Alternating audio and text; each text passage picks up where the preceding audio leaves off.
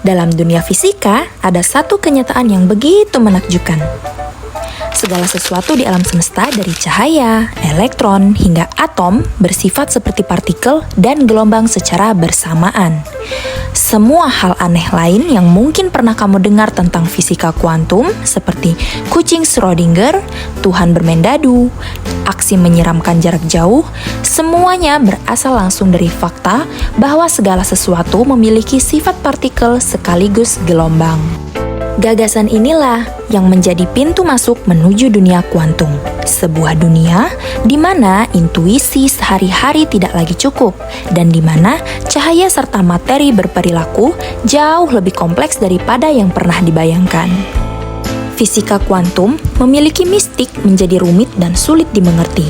Sebenarnya, Richard Feynman yang memenangkan Nobel untuk karyanya di elektrodinamika kuantum pernah berkata, "Jika Anda berpikir Anda memahami fisika kuantum, Anda tidak mengerti fisika kuantum."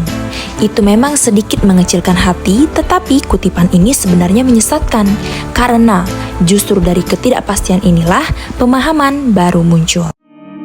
Kamu menunduk dan melihat sebuah pensil kuning di atas mejamu, kedua mata, dan kemudian otakmu mengumpulkan berbagai informasi tentang pensil itu.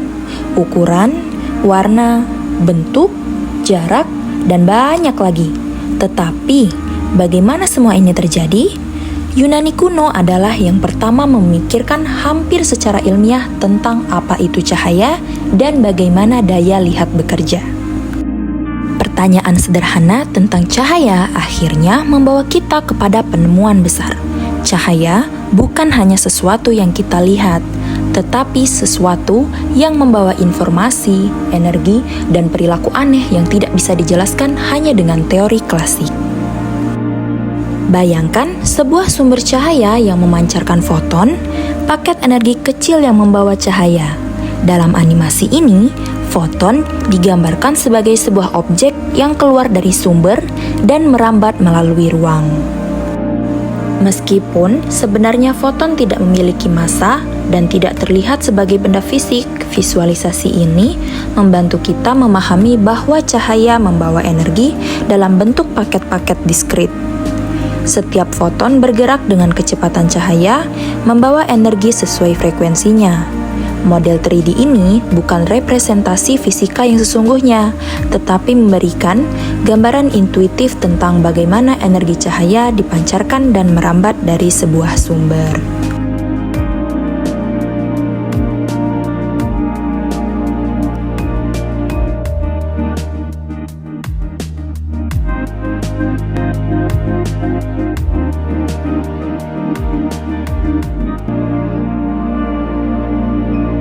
Melalui video ini, kita akan mempelajari konsep dasar efek fotolistrik, memahami bagaimana elektron dapat mengalami difraksi, serta melihat visualisasi berbasis augmented reality atau AR.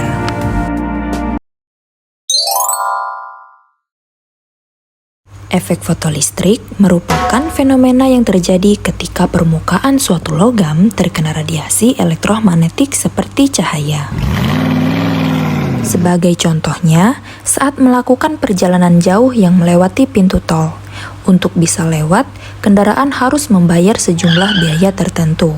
Jika uangnya tidak cukup, maka mobil tidak bisa melanjutkan perjalanan. Nah, sama halnya dengan efek fotolistrik bekerja dengan prinsip yang sama. Saat cahaya jatuh pada permukaan logam, cahaya itu datang dalam bentuk partikel energi kecil yang disebut dengan foton. Masing-masing foton membawa energi tertentu. Jika energinya cukup, ibarat uang tol yang memadai, foton dapat melepaskan elektron dari permukaan logam. Nah, elektron yang terlepas ini disebut dengan fotoelektron. Namun, cahaya yang terlihat sangat terang tidak menjamin elektron akan keluar. Yang menentukan bukanlah terang-terangnya cahaya, tetapi energi setiap foton yang ditentukan oleh frekuensi cahaya.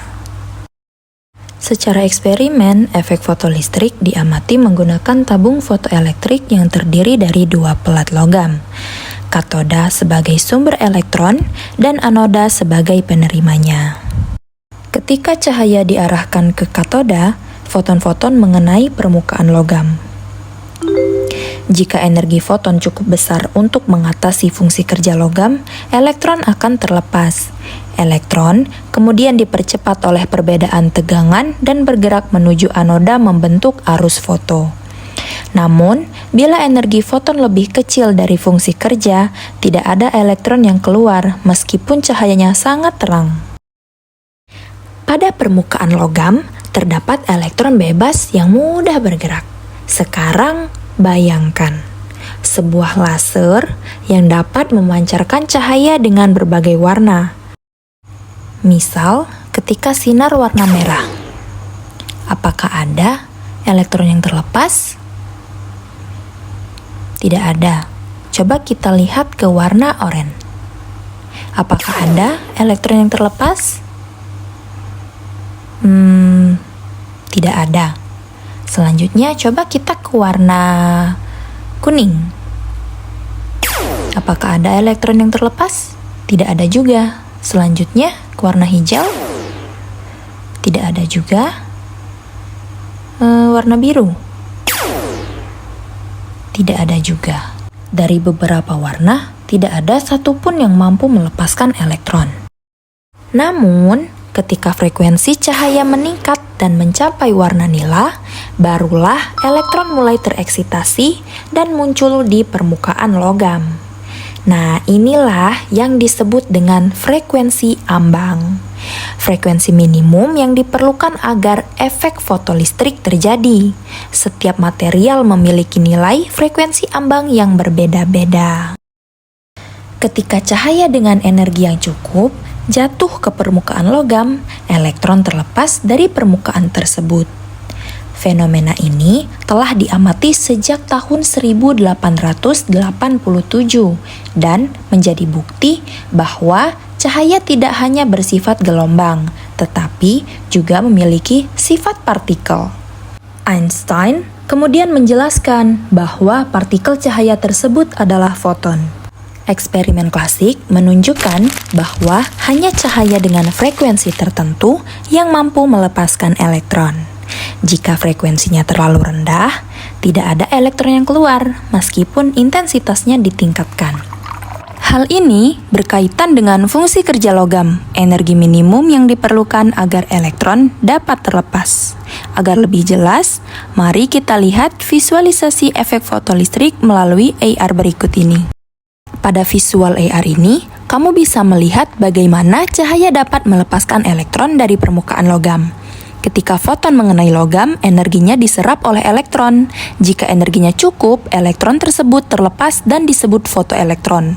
Banyaknya fotoelektron dipengaruhi intensitas cahaya, sedangkan kemampuan foton untuk melepaskan elektron bergantung pada frekuensinya. Inilah dasar dari efek fotolistrik. Dari visual tersebut, kamu melihat bahwa cahaya hanya dapat melepaskan elektron jika frekuensinya cukup tinggi, sementara intensitas hanya menambah jumlah foton. Temuan ini semakin membingungkan karena persamaan Maxwell sebelumnya menegaskan bahwa cahaya sepenuhnya berperilaku sebagai gelombang. Para ilmuwan sempat merasa teori gelombang sudah cukup hingga efek fotolistrik menunjukkan kontradiksi besar.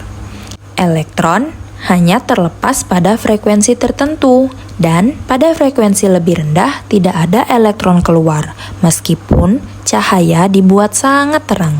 Dari sinilah muncul pertanyaan, mengapa menambah intensitas tidak meningkatkan energi elektron? Jawabannya, intensitas hanya menambah jumlah foton, bukan energi tiap foton. Energi elektron sepenuhnya ditentukan oleh frekuensi cahaya. Nah, setelah memahami peran frekuensi dan energi foton, kita lanjut ke fungsi kerja logam. Setiap logam memiliki nilai energi minimum yang berbeda untuk melepaskan elektron. Mari kita lihat visual AR berikut ini. Di visual ini memperlihatkan dua logam yang memiliki nilai fungsi kerja berbeda. Fungsi kerja adalah energi minimum yang dibutuhkan untuk melepaskan elektron dari permukaan logam. Logam dengan fungsi kerja kecil lebih mudah melepas elektron ketika disinari foton. Sedangkan logam dengan fungsi kerja besar membutuhkan energi lebih tinggi. Perbedaan ini menjelaskan mengapa dua logam bisa bereaksi berbeda terhadap cahaya yang sama. Perbedaan fungsi kerja inilah yang membuat dua logam dapat memberikan respon berbeda meskipun disinari cahaya dengan frekuensi yang sama. Oleh karenanya, intensitas cahaya memengaruhi jumlah foton, bukan energi setiap foton. Karena itu, meningkatkan intensitas hanya menambah jumlah elektron yang keluar, bukan energi kinetiknya. Energi elektron yang terlepas sepenuhnya ditentukan oleh frekuensi cahaya, bukan kecerahan cahaya. Fisika klasik tidak bisa menjelaskan hal ini karena cahaya saat itu dianggap hanya berupa gelombang. Namun, melalui konsep foton, Einstein menunjukkan bahwa cahaya memiliki sifat ganda, yaitu gelombang dan partikel. Dari semua penjelasan ini, kita dapat menyimpulkan bahwa efek fotolistrik bukan hanya menunjukkan bagaimana elektron dapat keluar dari permukaan logam, tetapi juga menjadi bukti kuat bahwa cahaya memiliki sifat partikel. Temuan ini menjadi langkah besar dalam lahirnya mekanika kuantum.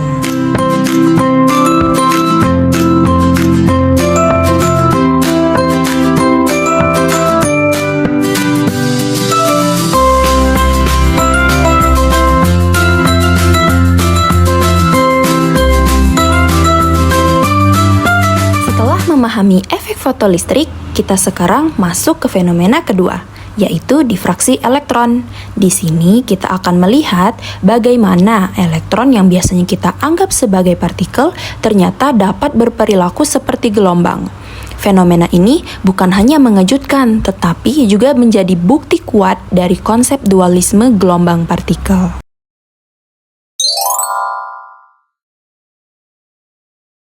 Eksperimen difraksi elektron merupakan salah satu percobaan yang mengubah cara kita memahami materi. Sebelumnya, melalui efek fotolistrik, kita melihat bahwa cahaya dapat berperilaku seperti partikel. Sekarang, kita akan melihat hal sebaliknya. Elektron yang selama ini dianggap sebagai partikel ternyata dapat menunjukkan pola gelombang. Pada tahun 1926, Louis de Broglie mengusulkan ide berani. Jika cahaya dapat bersifat seperti partikel, maka partikel seperti elektron juga bisa memiliki sifat gelombang. Ia menyatakan bahwa panjang gelombang suatu partikel diberikan oleh persamaan lambda sama dengan H per mv, di mana H itu konstanta Planck, m massa, dan v adalah kecepatan.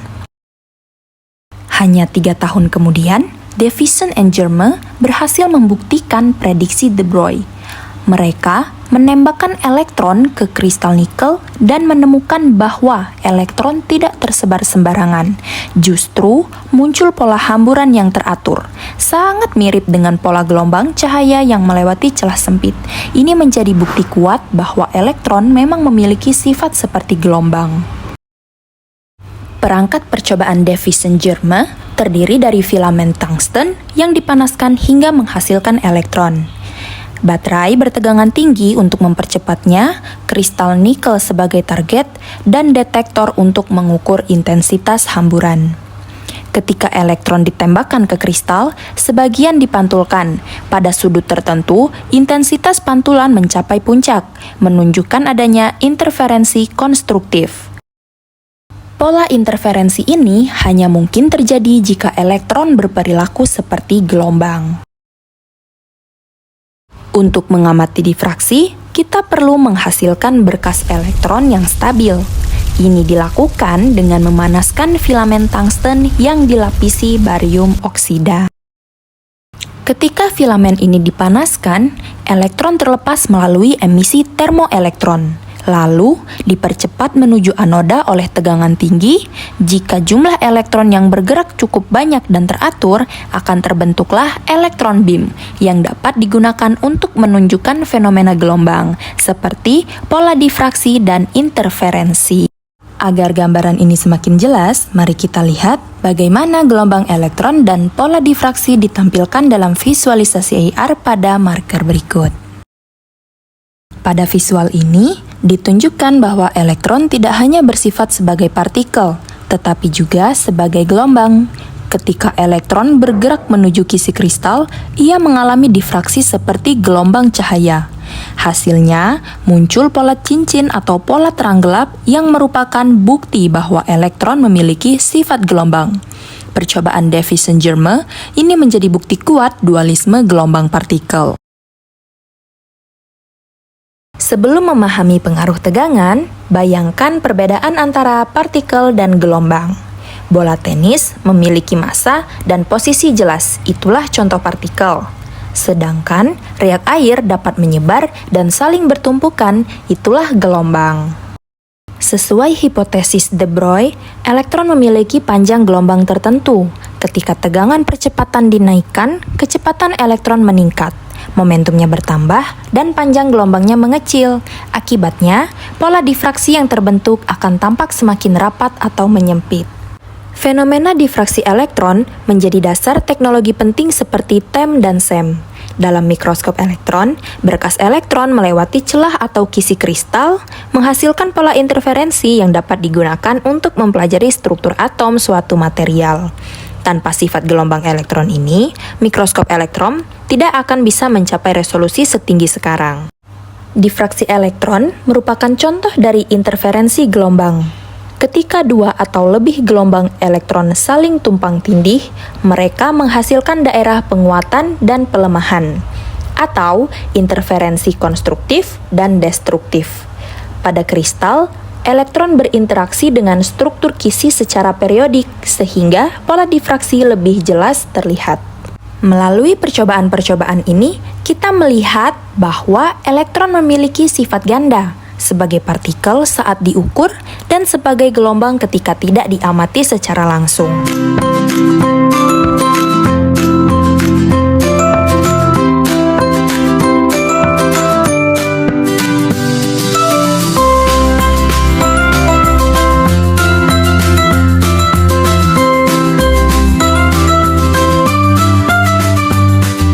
Model sederhana ini mengingatkan kita bahwa foton meski tidak berbentuk bola atau objek nyata memiliki energi yang merambat seperti gelombang dan bertindak layaknya partikel.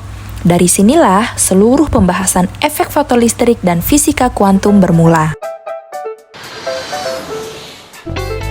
Perjalanan ini menunjukkan bahwa cahaya dan elektron jauh lebih kompleks dari yang terlihat.